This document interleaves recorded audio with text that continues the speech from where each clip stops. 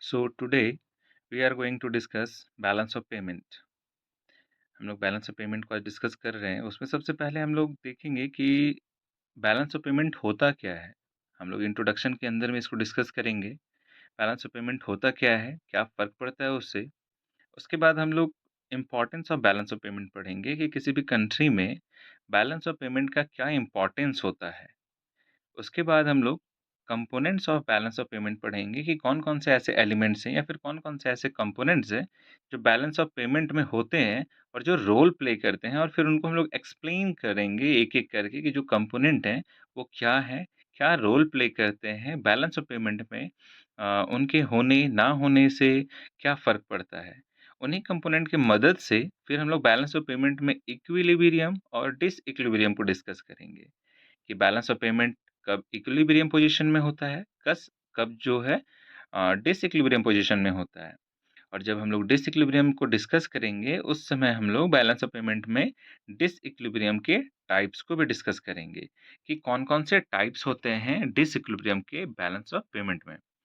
So good morning everyone, I am Raunak here and welcome to RR depth economics. So let's start.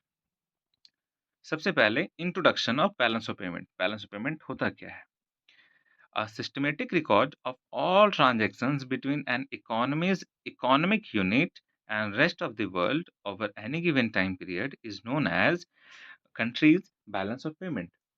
एक अर्थव्यवस्था में एक अर्थव्यवस्था की आर्थिक इकाई और दुनिया के बाकी हिस्सों के बीच किसी भी समय अवधि में सभी लेन-देन का एक व्यवस्थित रिकॉर्ड देश के भुगतान संतुलन के रूप में जाना जाता है। बेसिकली कहना क्या चाह रहे हैं? कहना ये है कि कोई भी कंट्री किसी दूसरे कंट्री से कुछ भी लेन-देन करता है, तो हम लोग उसे जिस रिकॉर्ड के तहत उसे नोट डाउन करते हैं या फिर उसे रिकॉर्ड में रखते हैं, वो रिकॉर्ड हमारा बैलेंस ऑफ पेमेंट कहलाता है। जैसे सपोज़ अ, इंडिया अमेरिका से कुछ लेन-देन कर रहा है, या फिर सपोज़ हम लोग ऐसा करते हैं कि इंडिया जो है वो अमेरिका से एक कार खरीदना चाह रहा है। तो कार खरीदने में यहाँ पे ट्रांज़ैक्शन होगा, वो भी दो तरफ़ा ट्रांज़ैक्शन होगा। हम लोग यहाँ से पैसे देंगे अमेरिका को, तो अमेरिका हमें कार प्रोवाइड करेगा। तो यहाँ पे लेन-देन हुआ, और इस लेन-देन को हम लोग जिस अकाउंट में रिकॉर्ड करके रखेंगे, वो हमारा बैलेंस ऑफ पेमेंट कहलाएगा।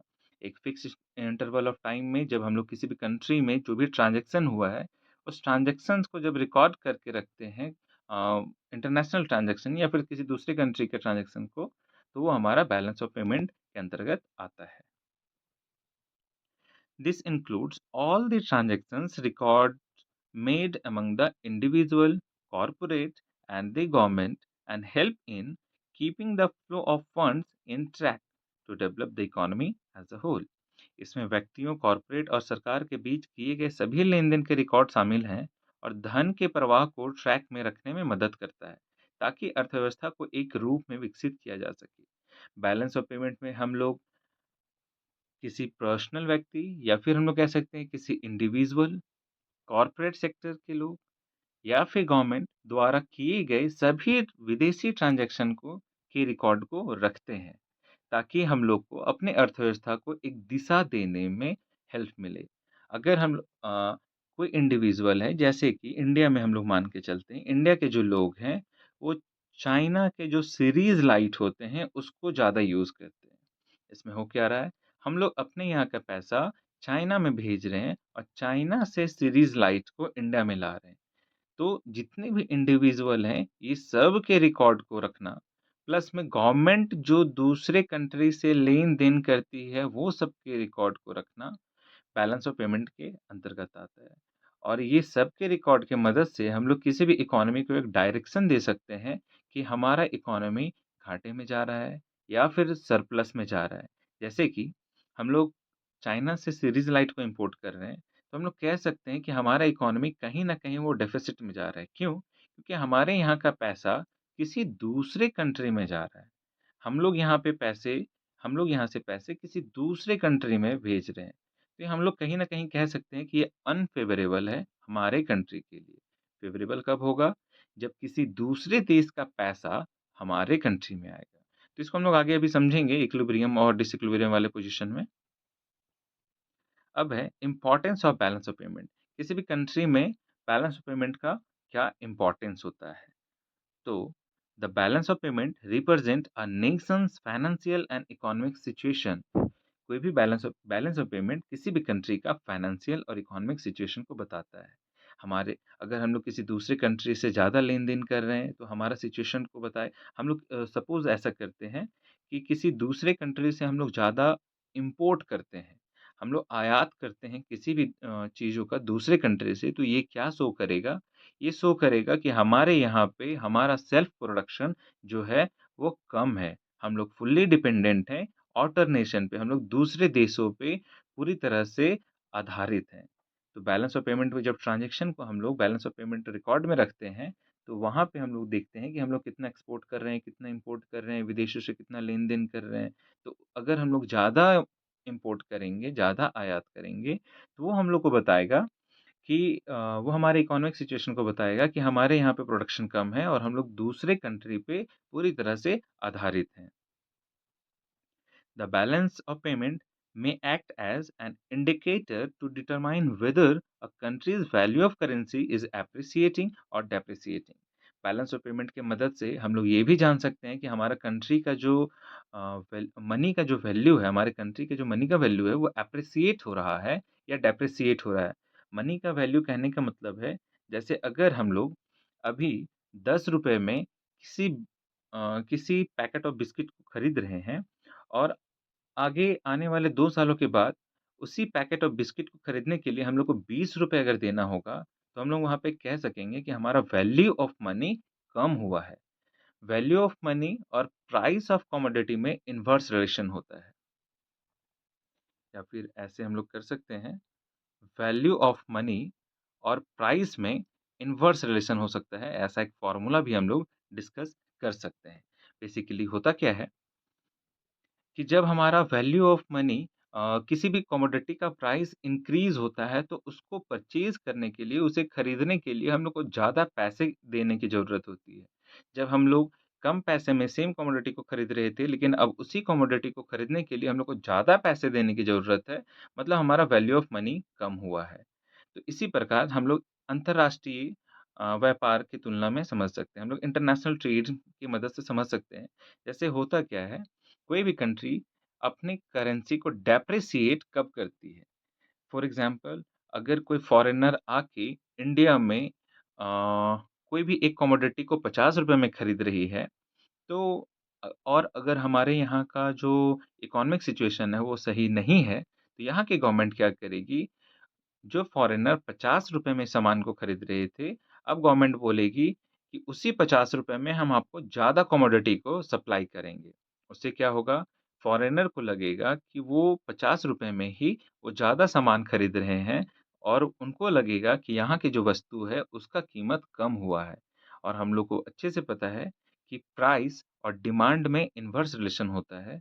जब उन्हें लगेगा कि यहाँ का कमोडिटी का प्राइस कम हुआ है, तो वो हमारे यहाँ का डिमांड ज़्यादा करेंगे, जिससे हमारे कंट्री को बेनिफिट होगा। तो बैलेंस ऑफ पेमेंट जो है, वो किसी भी कंट्री के करेंसी के एप्रिसिएशन और डेप्रिसिएशन में काफ़ी इम्पोर्टेंट रोल प्ले करता है। उसके बाद है The balance of payment statement helps the government in making decision on fiscal and trade policy.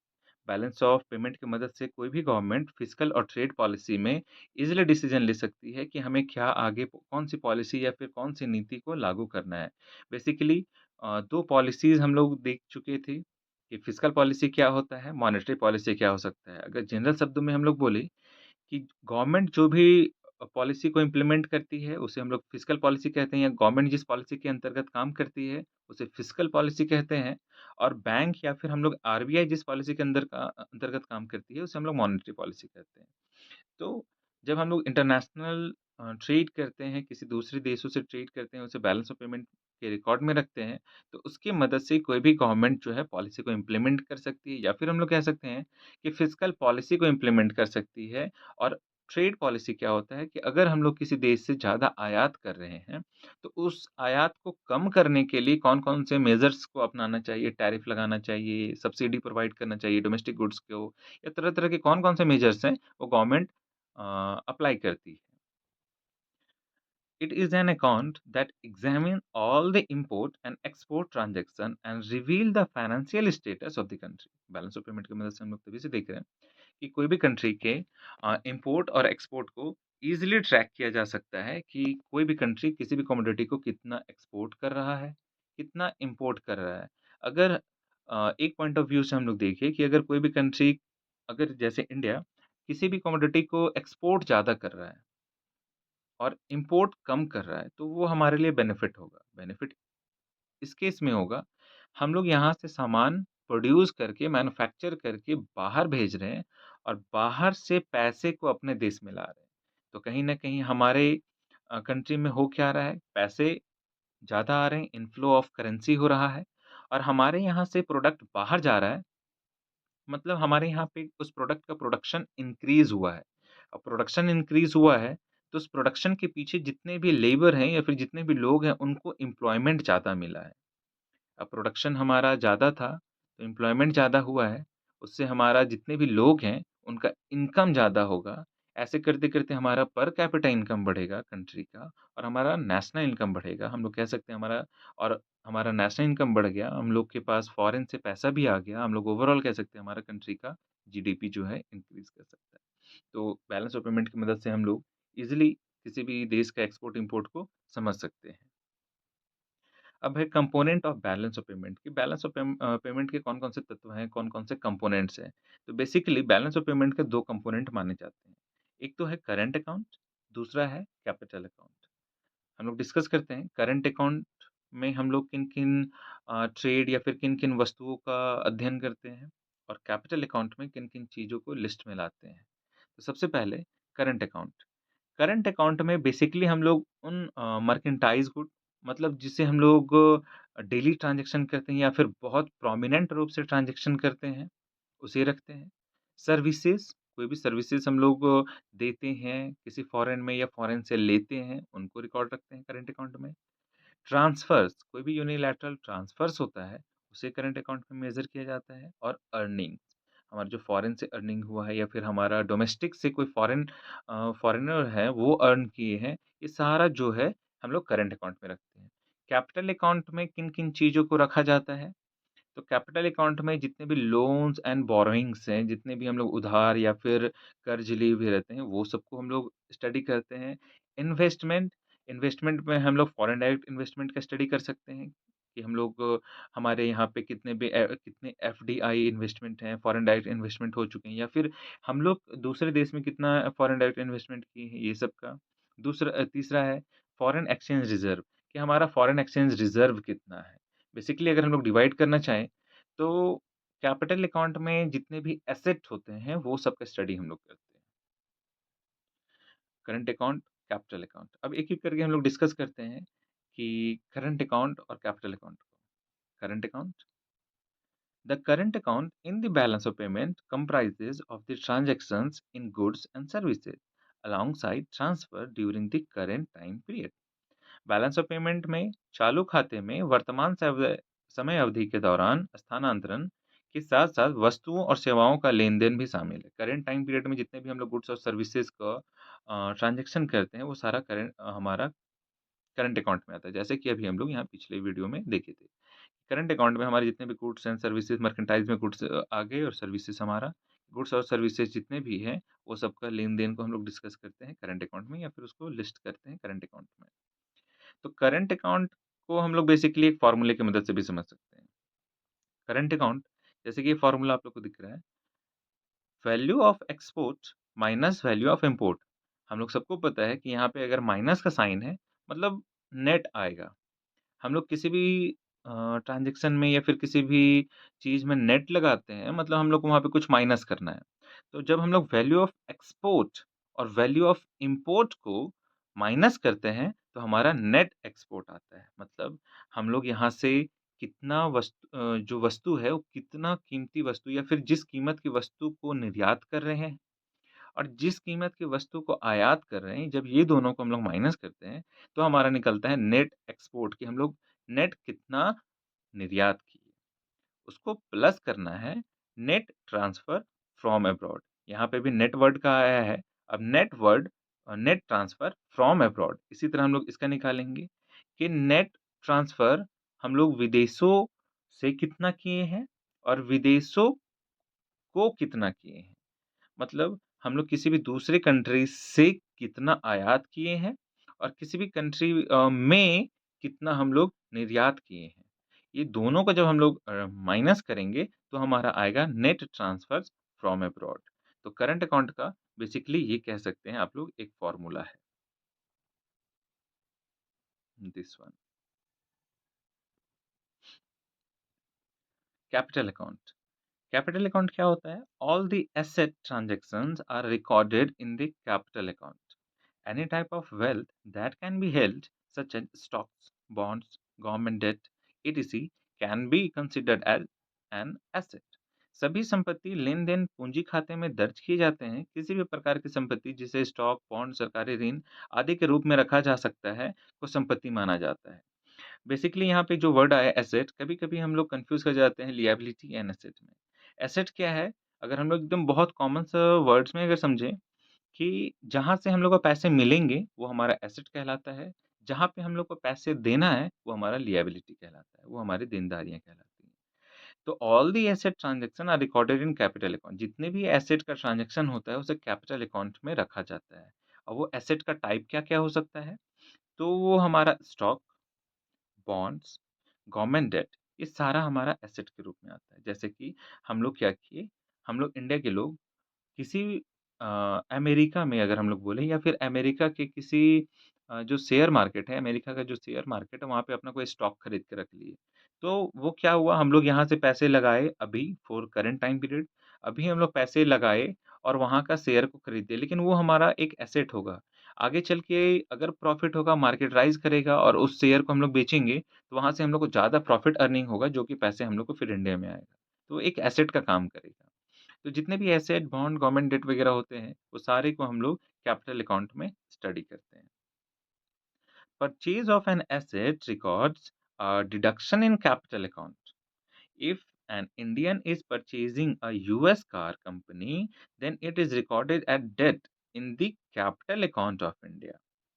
संपत्ति की खरीद पूंजी खाते में कटौती दर्ज करती है। यदि कोई भारतीय अमेरिकी कार कंपनी खरीद रहा है, तो इसे भारत में पूंजी खाते में डेबिट के रूप में रखा जाता है। अगर हम लोग यहाँ से यहाँ के लोग, इंडिया के जो लोग हैं, वो अमेरिका के किसी कार को खरीदेंगे तो होगा क्या? हम लोग उस कार को अपने यहाँ पे लाएँगे और बदले में हम लोग को पैसा आउटफ्लो करना होगा। हमारे यहाँ से जो पैसा है, वो निकल के अमेरिका में जाएगा, तो हमारे यहाँ के डेब्ट में कहलाएगा। वो यहाँ पे हमारे माइनस में वो साइन आएगा क्योंकि हमारे यहाँ से पैसा जो है, वो निकल के अमेरिका गया। वो अच्छी बात है कि हम लोग वहाँ से एक कार कंपनी को परचेज़ किए या फिर एक कार को परचेज़ किए, बट हमारे यहाँ का जो पैसा है, वो निकल के अमेरिका में चला गया, तो फॉर करंट टाइम हम लोग उसे माइनस या फिर डेफ़िसिट में उसे रखेंगे या फिर डेबिट में रखेंगे। आगे चल के उस कंपनी को या उस कार को हम लोग बेच देंगे, उससे हमें ज़्यादा प्रॉफ़िट होगा, वो अलग बात है। लेकिन अभी करंट टाइम पीरियड में अगर हम लोग के यहाँ से पैसा निकल के अमेरिका में गया है, तो हमारे नेगेटिव साइन में आएगा। अगर पैसा आता, तो वो पॉज़िटिव कहलाता। लेकिन अभी हम लोग क्या किए हैं, उस कार कंपनी को खरीदे हैं, तो हमारा पैसा निकल के गया है, तो हमारा डेबिट में कहलाएगा। बैलेंस ऑफ पेमेंट बेसिकली जो है, वो करंट अकाउंट और कैपिटल अकाउंट दोनों से मिल के बनता है। जब हम लोग करंट अकाउंट में क्या प्रॉफ़िट लॉस हुआ, उसको और कैपिटल अकाउंट में क्या प्रॉफ़िट लॉस हुआ, वो दोनों को सम अप करते हैं और जो नेट रिज़ल्ट आता है, उससे हमारा बैलेंस ऑफ पेमेंट पता चलता है। अगर करंट अकाउंट हमारा माइनस में ज़्यादा माइनस में जा रहा था और कैपिटल अकाउंट हमारा कम माइनस में है, तो हम लोग कह सकते हैं कि बैलेंस ऑफ पेमेंट हमारा डिसफ़ेवरेबल है। या फिर अगर सपोज़ समझ सकते हैं करंट अकाउंट हमारा जो है, वो -50 था और हमारा कैपिटल अकाउंट है, वो 40 है, तो नेट रिज़ल्ट जो होगा वो -10 होगा। तो हम लोग कह सकते हैं कि जो बैलेंस ऑफ पेमेंट है, वो हमारा अनफ़ेवरेबल है, वो हमारा फ़ेवरेबल नहीं है, क्योंकि हम लोग को यहाँ से लॉस हुआ है। तो balance of payment is in surplus if both the current and capital account has a surplus. जब हमारा करंट अकाउंट और कैपिटल अकाउंट दोनों सरप्लस में होगा, जब दोनों में हम लोग को प्रॉफ़िट होगा या फिर दोनों में बचत होगा, तो हम लोग कह सकते हैं कि जो हमारा बैलेंस ऑफ पेमेंट है, वो भी सरप्लस में गया है, उसमें भी बचत हुआ है। इसी का उल्टा, balance of payment is in deficit if both the current and capital account has a deficit. जब हमारा करंट अकाउंट और कैपिटल अकाउंट दोनों डेफिसिट में जाता है, दोनों घाटे में जाते हैं, तो हम लोग कह सकते हैं कि हमारा बैलेंस ऑफ पेमेंट जो है, वो घाटे में गया। तो बैलेंस ऑफ पेमेंट जो है, वो करंट अकाउंट और कैपिटल अकाउंट दोनों के कॉम्बिनेशन से मिलता है। It has already been stated about that balance of payment must always balance. Balance of payment जो है, वो हमेशा बैलेंस होना चाहिए। It will be balanced only when the total of credit item will be exactly be equal to the total of debit item, which really happens. इसके बारे में पहले ही कहा जा चुका है कि भुगतान संतुलन हमेशा संतुलित होना चाहिए। यह तभी संतुलित होगा जब क्रेडिट आइटम का कुल योग डेबिट आइटम के कुल योग के बराबर होगा, जो वास्तव में होता है। मतलब बैलेंस ऑफ पेमेंट को बैलेंस करने के लिए हम लोग को क्या करना होगा, करंट अकाउंट में या फिर हम लोग कह सकते हैं जितना हम लोग इम्पोर्ट किए, उतना हम लोग को एक्सपोर्ट करना होगा। ये अगर हमारा एक्सपोर्ट और इम्पोर्ट दोनों इक्वल है, या फिर अगर हम लोग कह सकते हैं कि जो हमारा क्रेडिट जितना हुआ है और जितना हम लोग डेबिट किए थे, ये दोनों अगर इक्वल है, तो हमारा बैलेंस ऑफ पेमेंट बैलेंस है। और ये जनरली होता है, कभी-कभी ये नहीं होता है, जो डिसइक्विलिब्रियम में आता है। तो हम लोग अभी डिस्कस करते हैं equilibrium of balance of payment और disequilibrium of balance of payment. A country can have its balance of payment in equilibrium only when the demand of its foreign exchange reserve equal the supply of foreign exchange. That is, both the inflow and outflow of foreign exchange from the country are equal. किसी देश का balance of payment संतुलन तभी हो सकता है जब उसके विदेशी मुद्रा भंडार की मांग विदेशी मुद्रा की आपूर्ति के बराबर हो। यानी जब देश से विदेशी मुद्रा का अंतर्वाह और बहिर्वाह दोनों बराबर हो। एग्जैक्टली वही जो अभी हम लोग डिस्कस कर रहे थे कि अगर हमारा किसी फॉरेन एक्सचेंज जो है इनफ्लो और आउटफ्लो दोनों इक्वल है, तो हम लोग कह सकते हैं कि हमारा जो बैलेंस ऑफ पेमेंट है, वो हमारा बैलेंस है। The balance of payment of a country depends on the records of transaction both in the current as well as in the capital account. किसी देश का भुगतान संतुलन चालू और साथ ही साथ पूंजी खाते दोनों के लेन-देन के रिकॉर्ड पर निर्भर करता है। ये बात हम लोग डिस्कस किए थे अभी कि बैलेंस ऑफ पेमेंट जो है, वो बोथ करंट अकाउंट और कैपिटल अकाउंट पे निर्भर करता है या फिर उस पे आधारित होता है। हमारा कैपिटल अकाउंट अगर डेफ़िसिट में गया और करंट अकाउंट भी हमारा डेफ़िसिट में गया, तो हम लोग कह सकते हैं वो हमारे बैलेंस ऑफ पेमेंट डेफ़िसिट में गया। लेकिन जब हमारा करंट और कैपिटल अकाउंट दोनों सरप्लस में जाता है, तो हम लोग कह सकते हैं बैलेंस ऑफ पेमेंट हमारा सरप्लस गया। है ना? उसके बाद है सरप्लस इन कैपिटल अकाउंट ब्रैकेट के अंदर जो करंट अकाउंट है, इसे हम लोग पहले कुछ देर के लिए छोड़ते हैं और समझते हैं। A surplus in capital account record an inflow of foreign exchange into the country। मतलब हमारे जो कैपिटल अकाउंट है, उसमें सरप्लस कब कहलाएगा? जब फॉरेन एक्सचेंज हमारे कंट्री में आएगा। जैसे कोई विदेशी कोई विदेशी कंपनी या फिर कोई विदेशी जो हाँ, कोई विदेशी कंपनी थी, वो क्या किया अपने पैसे अपने साथ पैसे लेके आए और इंडिया में आके वो इन्वेस्टमेंट किए। वो पैसे लाके इंडिया में इन्वेस्टमेंट किए, मतलब वो पैसा इंडिया के इकोनॉमी में इन्वेस्ट हुआ। तो यहाँ के लिए हम लोग कह सकते हैं कि वो सरप्लस कहलाया। है ना? जैसे कोई चाइना का आदमी है, वो क्या किया ढेर सारे पैसे लेके आया इंडिया में और आके बोला कि हम लोग इन्वेस्टमेंट करेंगे। हुआ क्या वो पैसे लेके आया, बोला हम लोग इन्वेस्टमेंट करेंगे, तो इन्वेस्टमेंट करने के लिए हम लोग को पता है कुछ फैक्टर ऑफ प्रोडक्शन चाहिए होते हैं, जैसे लैंड, लेबर, कैपिटल, एंटरप्रेन्योर।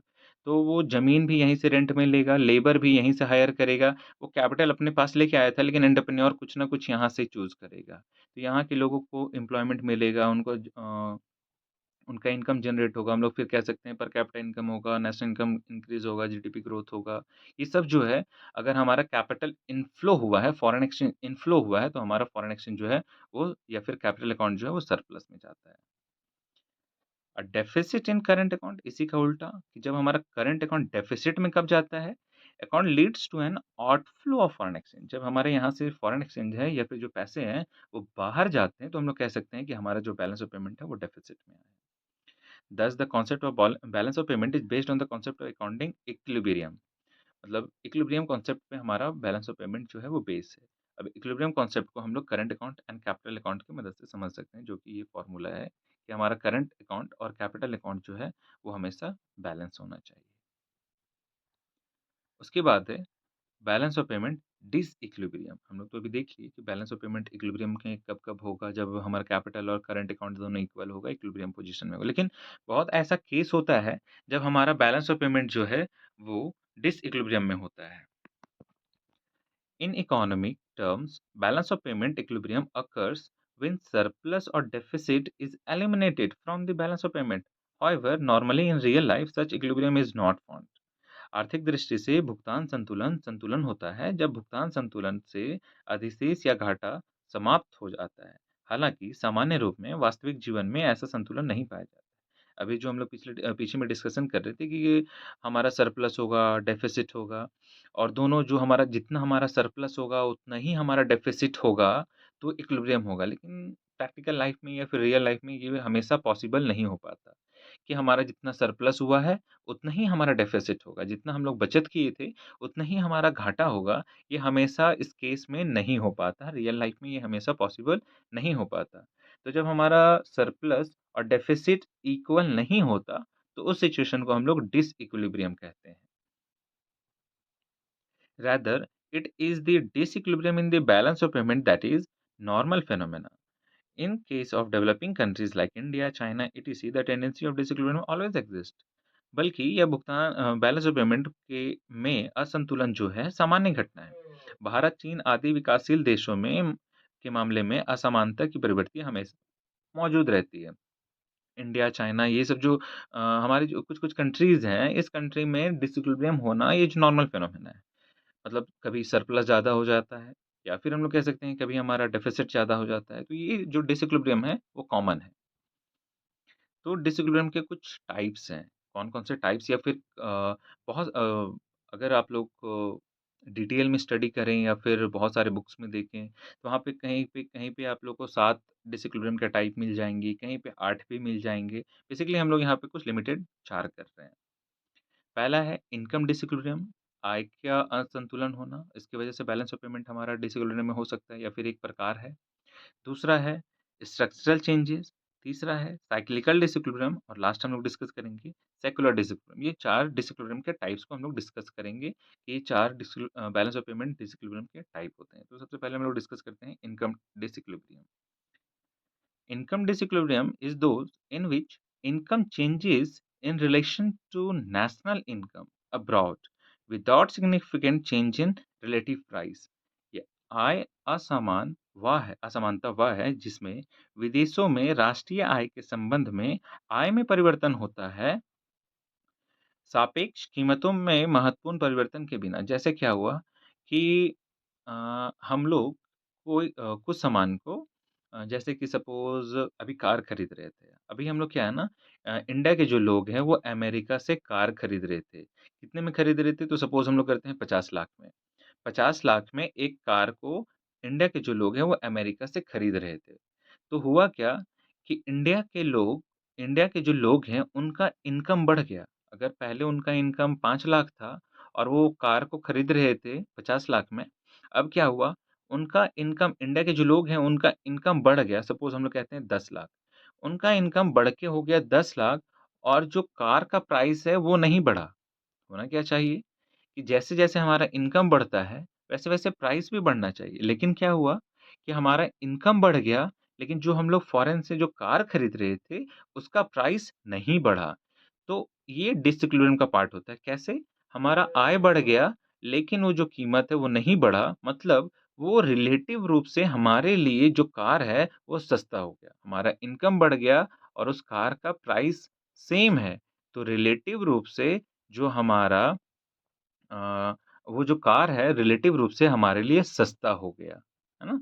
तो जब ये सिचुएशन आता है कि हमारा इनकम बढ़ जाता है, किसी डोमेस्टिक कंट्री में इनकम बढ़ जाता है, लेकिन फॉरेन कंट्री के जो गुड्स का प्राइस है, वो नहीं बढ़ता, तो ये डिसइक्विलिब्रियम का पार्ट कहलाता है। इससे क्या होगा कि कंपैरेटिवली अब वो अमेरिका का कार हमारे लिए सस्ता हो गया, तो हम लोग वहाँ से ज़्यादा कार को इम्पोर्ट करेंगे, है ना? वो हमारे और ज़्यादा इम्पोर्ट करेंगे तो उस कंट्री के लिए बेनिफिट है, लेकिन ज़्यादा इम्पोर्ट हो रहा है इस कंट्री में, तो यहाँ के कंट्री के लिए वो क्या हो जाएगा, वो प्रॉफ़िट नहीं, वो लॉस की तरफ जाएँगे, हम लोग डेफ़िसिट की ओर धीरे-धीरे बढ़ते जाएँगे।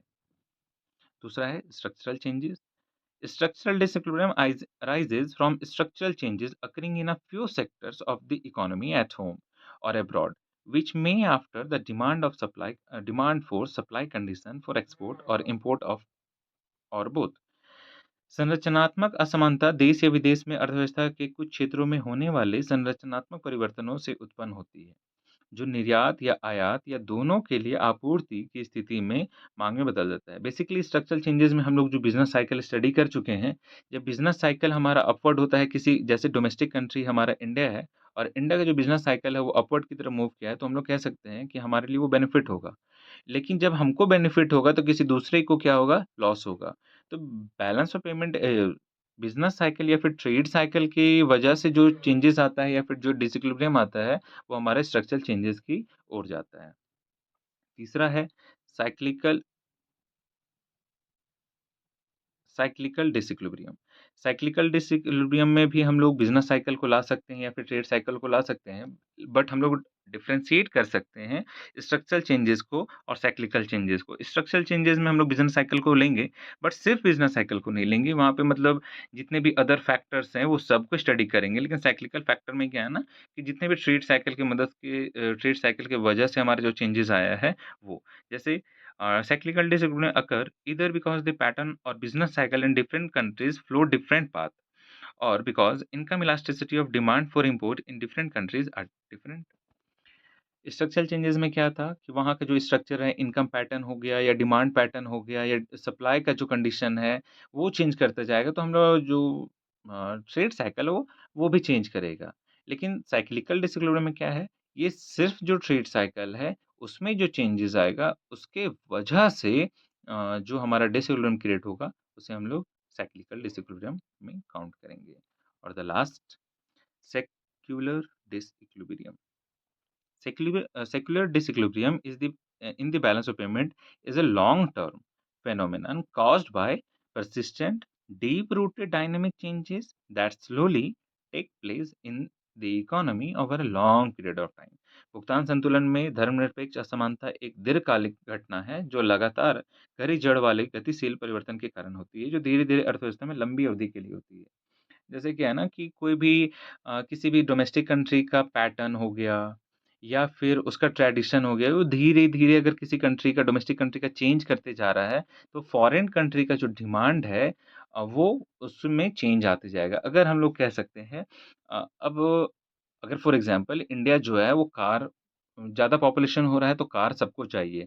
तो कार हम लोग अब ज़्यादा इम्पोर्ट करेंगे तो ये ह धीरे-धीरे एक समय के बाद क्या होगा कि हम लोग देखेंगे कि इंडिया जो है लार्ज नंबर ऑफ एक्सपोर्टर है किस चीज़ का? कार का। इसी तरह धीरे-धीरे अगर हम लोग देखेंगे कि इंडिया जो है वो फॉरेन की कंपनी में ज़्यादा इन्वेस्ट कर रहा है।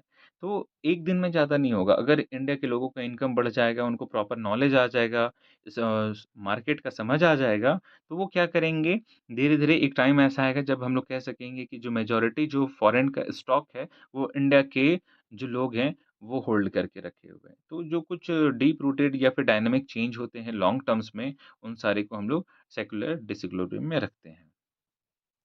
ओवरऑल ये था जो हम लोग बैलेंस ऑफ पेमेंट में आज डिस्कस करने वाले थे। होप आप लोगों को वीडियो समझ में आया होगा और अगर वीडियो अच्छा लगा हो, तो चैनल को सब्सक्राइब कर सकते हैं। मिलते हैं नेक्स्ट वीडियो में। Thank you.